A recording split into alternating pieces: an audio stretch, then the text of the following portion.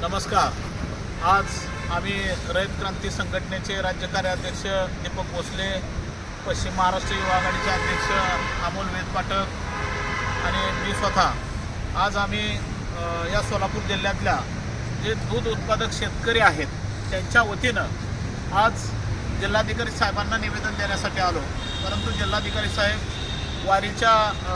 प्रशासकीय काही कार्यभारामुळे आज साहेबांची आमची भेट होऊ शकली नाही, म्हणून आम्ही महसूलचे उपजिल्हाधिकारी किसीकर साहेबांना निवेदन दिलं। या निवेदनामध्ये या सोलापूर जिल्ह्यातील जेवढे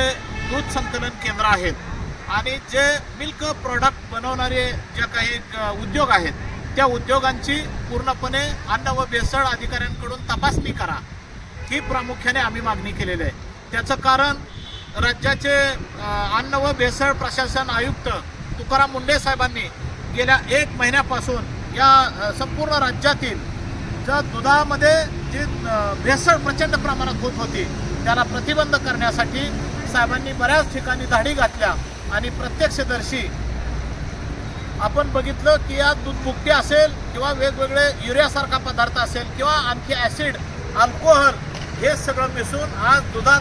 पूर्णपणे प्रचंड प्रमाणात भेसळ झालेले आहे आणि हे भेसळयुक्त दूध आज सर्वसामान्य जनता, सर्वसामान्य लोक हे दुधाचं सेवन करत आहेत। म्हणजे प्रत्येक हे जे दूध संकलन केंद्रवाले आहेत हे पूर्णपणे लोकांच्या जीवाशी खेळत आहेत आणि याचा निपटारा करण्यासाठी आयुक्त तुकाराम मुंडे साहेबांनी जी भूमिका निभावली त्या भूमिकेला आम्ही रयत क्रांती संघटनेच्या वतीनं त्यांना पाठिंबा देतो आणि